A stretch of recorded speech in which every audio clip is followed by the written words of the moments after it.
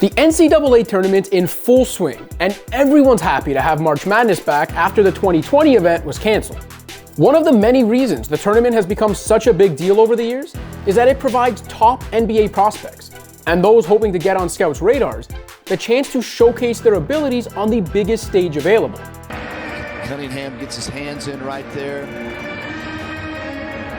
But with the recent announcement that digital sports publisher Overtime is launching the Overtime Elite League, and with the first year of the GLeague Ignite team already in the books, what if I told you this is the beginning of the end for top prospects even considering college ball anymore?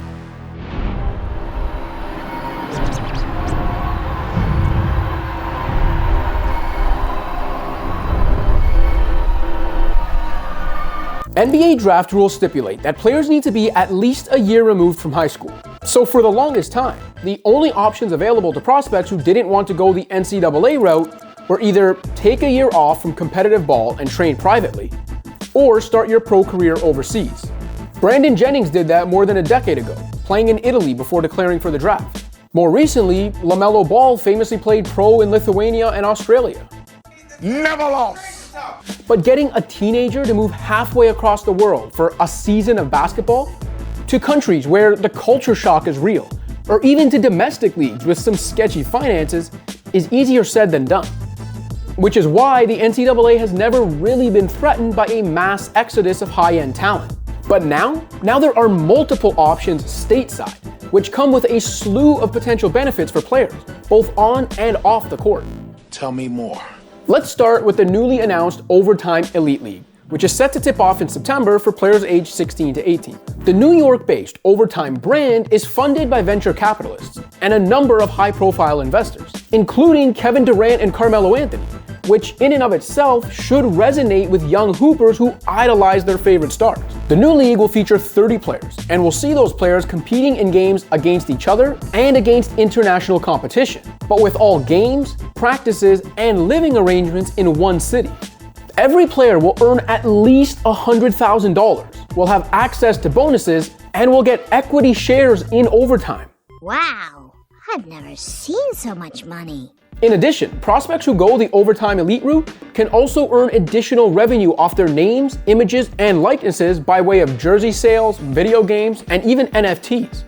And that's still not all, as these teenage prodigies will receive healthcare coverage and disability insurance, as well as up to $100,000 to be put towards post-secondary tuition in the event they decide against pursuing professional basketball. While they're part of OTE, players will also be taking part in an academic program that includes lessons on financial literacy, media training, and social justice advocacy. Then there's the GLeague Ignite option, admittedly only open to a much more exclusive group of prospects. The first ever edition of the team, which took part in this year's G-League bubble, included two projected 2021 top 5 picks in Jalen Green and Jonathan Kuminga, as well as potential draft picks Isaiah Todd and Daishen Nix. Green signed a reported $500,000 contract to headline the team. Like the Overtime Elite option, the G-League Ignite route allows top prospects to earn additional money from sponsorships, shoe deals, and any other ways they can profit off their likenesses. Ignite prospects also partake in a program that far better prepares them for NBA life than any collegiate experience ever could. Players play with and against NBA veterans and seasoned pros. They learn NBA terminology, run NBA sets on offense, and get familiar with NBA schemes on the defensive end. Usually some of the toughest stuff for rookies to grasp. They play NBA-style basketball, whereas the NCAA features a style and set of rules that NBA-bound players will never play again. In addition to furthering their basketball skills in a more NBA-tailored system, the G-League development program also offers incentives tied to assimilating more seamlessly into NBA life off the court. Green's contract, for example, reportedly included bonuses tied to games played, participation in community events, and attending life skills programs. The NCAA can't even offer the unique advantages of higher education to these top talents anymore. The G-League's development program offers full scholarships and partnered with Arizona State University, who will provide the opportunity for players to take classes and earn their degrees online, and even earn credits that are transferable. So, to summarize, the best high school basketball talents now have multiple options to make significant money playing the game before declaring for the draft, while profiting off their images and learning the ins and outs of being a pro, all while still having their college educations funded. Add it all up, and the only question is, why would top prospects ever consider the NCAA again?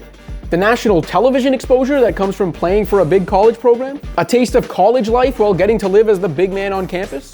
Dominating fellow teenagers and young adults, most of whom will never play professional basketball? Those benefits might make sense for fringe draft prospects who still have something to prove to pro scouts. But they likely mean little to more surefire NBAers like Green and Kuminga. For the record, no one should be shedding a tear for the NCAA. Boo-hoo. The body that oversees collegiate sports in the US has had years to figure out how to ensure players see at least some of the financial windfall it rakes in. The NCAA's men's basketball tournament alone generates roughly $800 million in revenue. Yet that same organization ensures players can't receive a cent of financial benefits outside their scholarships and some stipend money. Heck, college athletes in the past have been punished for violations as harmless as accepting discounted tattoos.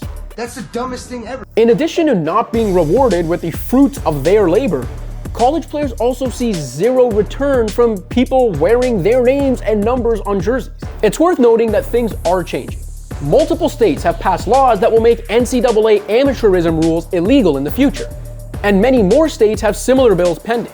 That could pave the way for a player to at least be compensated for the use of their name, image, and likeness, which is often why you'll hear those bills referred to as NIL bills. If the NCAA ever wanted to, it could harness the power of its revenue infrastructure and flex its financial might when pursuing top prospects, in ways an investor-based operation like Overtime and even the G League probably can't. For now, the NCAA has given us no indication they're about that. So what does the future look like? It only took a year for the G League's revamped development program to spur a new competitor in the landscape in Overtime. And it shouldn't take much longer for another massive media company or a group of investors with deep pockets to further add to that competition.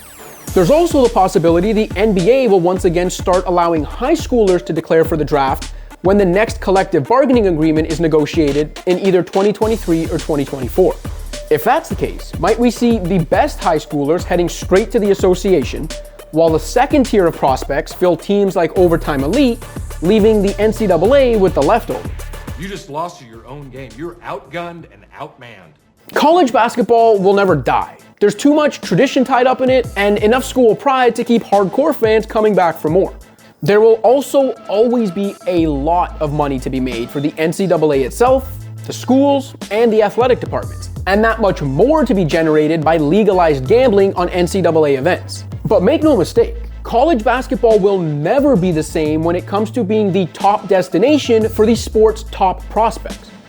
And the NCAA has no one to blame but itself. Thanks for watching. If you liked this video and want to see more content like this, be sure to hit that subscribe button.